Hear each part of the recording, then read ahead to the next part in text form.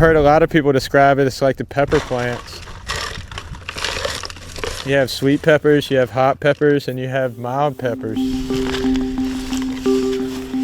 Like any journey that takes time, it's hard to see the finish line from the start. There's definitely different ways to do it.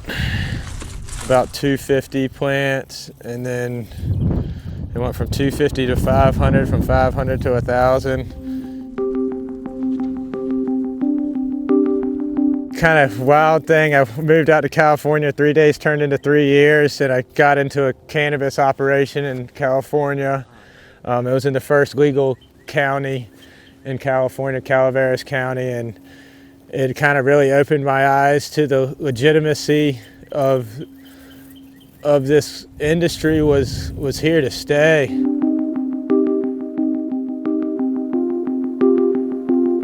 The temperature is cool by the Nansemond River, which means it's the beginning of Jay Lily's growing season. A journey that starts with a single seed. Farmer I once said that it's no different than growing broccoli. It takes the same sort of man hours, same sort of process, same sort of timing. This is day one for Lily's crop, where it will sit surrounded by grow lights for the next 5 weeks. He'll closely watch as everyone else wonders what's next for this industry. We're cultivating it for CBD derived, as a CBD derived plant. Until there's a clear understanding of the rules and regulations across the board, it's an interesting sport to try to move forward in. How far you want to, go up 2 steps, go back 5 sometimes, especially as you see what the laws change. People invest in different things and then they're no longer valid anymore. Having to get the FBI background check is something that I don't think anybody in my family has ever gotten an FBI background check to ever farm anything in their life. Lily is a hemp farmer.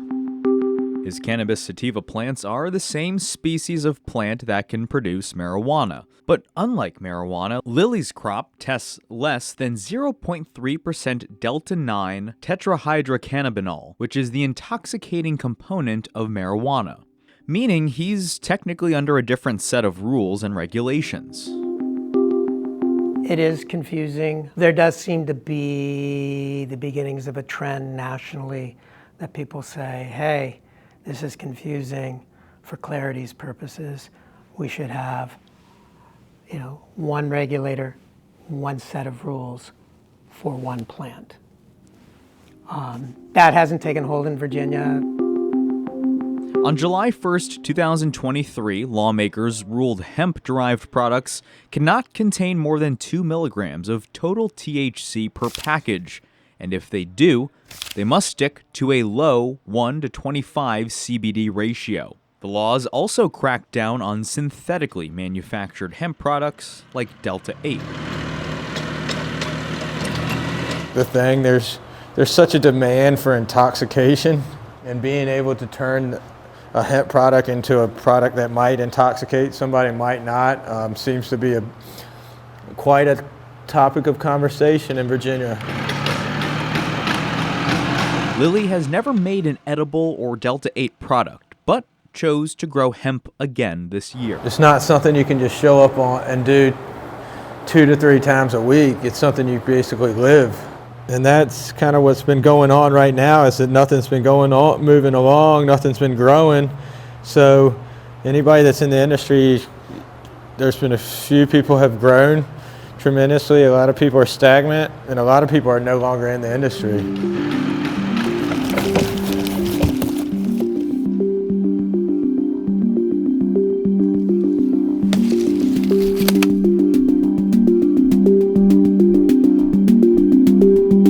Not all feel the same about the issue. Hemp is completely dead in Virginia. Cannabis is dead in Virginia. Brad Wynn is an organic gardener who saw an opening to try something different.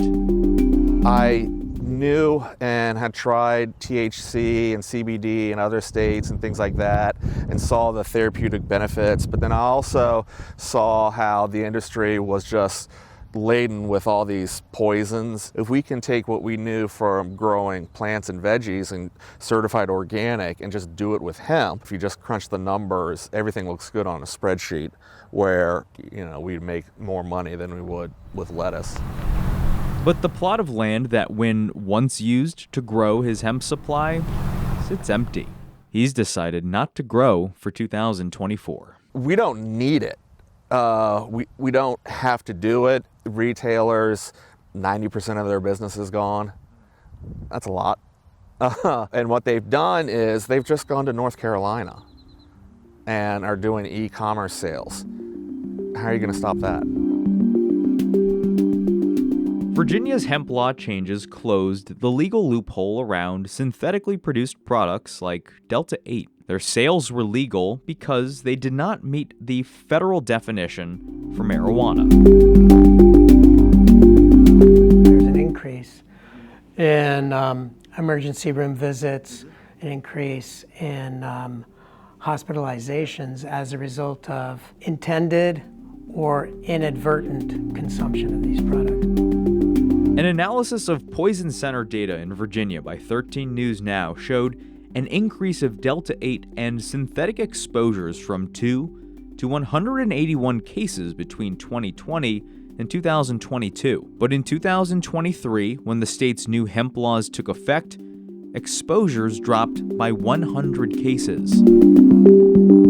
Personally, I was just very against Delta-8 because I know there's a lot of labs out there. If you have a good lab who knows what they're doing, the product's fine. But there's a lot of labs out there who have no idea what they're doing. And you have hexane, pentane, acid, et cetera, in these products getting people sick. And that was the problem. I didn't want to be involved with it and because I didn't trust it. I knew it was a matter of time.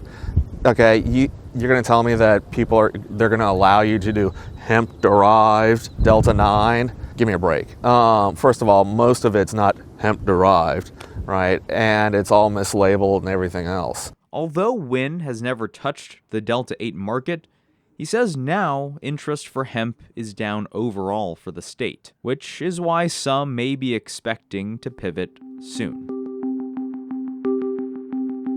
Certified organic grower, certified organic processor. At one time, we were also certified by the state health board when we were doing stuff for human consumption. And all of that was to just sort of put out this brand that says, look, we can be trusted. And we're going to keep doing this, but we also want to do this as well. And that hand is THC.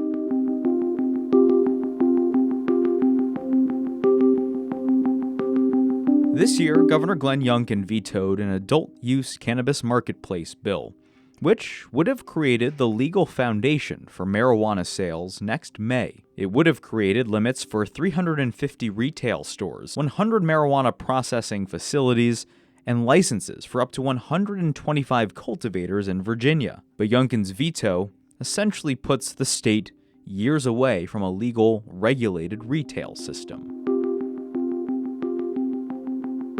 So there isn't a retail market for marijuana, for cannabis right now. I think the legislature and the governor have made progress over the last couple of years, including with the laws that you are reporting on, the 1-year anniversary. So good progress made so far.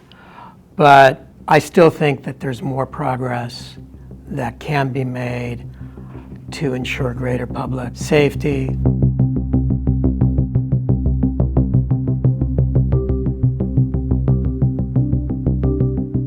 Cannabis hospitalizations for children younger than 18 years old declined by more than 20% after the state's hemp laws took effect. But state hospitals still saw more than 1,100 cannabis exposures between July and December of 2023, a number that farmers believe would go down even more with a regulated marijuana marketplace. Legal rec market doesn't get rid of the black market. It's like, okay, yes, I understand that. There will always be a black market, period. But it'll help. It'll make a huge dent in it. And more importantly, Virginians would have access to what you know are safe products that are tested and everything else. You don't have to be in favor of cannabis to be in favor of regulating it. Until then, it's Brad's belief hemp farmers are simply holding out until they can switch from growing hemp to recreational marijuana. Most hemp growers and processors, since hemp has crashed, they are basically holding out hope and kind of doing a slow bleed to get to THC. Cool. I don't know many will keep doing hemp after THC is legalized.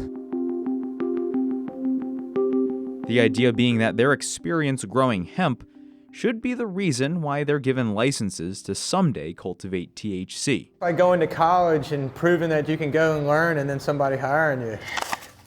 I don't think that it should be everybody that's growing should have the opportunity to play. I mean, should have the opportunity to apply. Whether you make it to the NFL or not, that's to be determined. That's a sentiment felt from Hampton Roads and across the Commonwealth. That's usually what those laws are going after. Those laws aren't always going after like, whoa, what is this going to do for the small farmer who does everything by the book? So there is an issue there. Gardening requires adapting to change.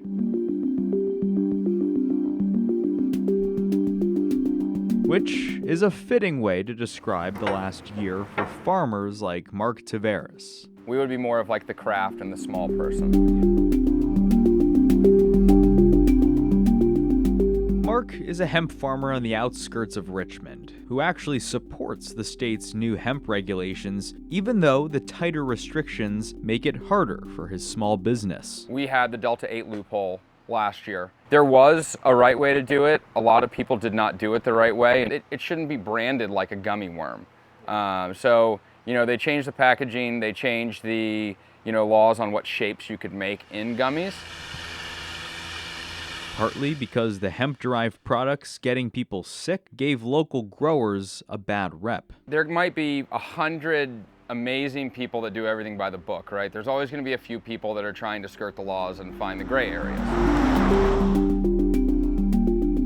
One of the biggest common sense recommendations was we identified that some states do not allow for the regular shelving of these products. They say these products have to be held behind the counter, like cigarettes, and that people can only have access to them if they produce a government ID showing that they're 21 or older. We don't do that in Virginia. In Virginia, it's perfectly lawful, perfectly acceptable under the law to have these products on the shelf, which we think creates a greater risk of access by youth. The packaging did need to change, no problem there. It shouldn't be branded like a gummy worm. Even though Tavares supports the changes, he believes closing one loophole closed a door without opening another. Last year, the Delta 8 crackdown was great, right? It pulled a lot of those products off the shelves. It hopefully helped with all of those hospital visits, things like that. And the poison cases, that's usually what those laws are going after. Those laws aren't always going after like, whoa, what is this going to do for the small farmer who does everything by the book? Today, hemp is caught in the middle between the new regulations and still illegal marijuana sales. But if marijuana sales are ever legalized, Tavares believes it should be hemp farmers who help pave the way. We know how to take a product from seed all the way to sale.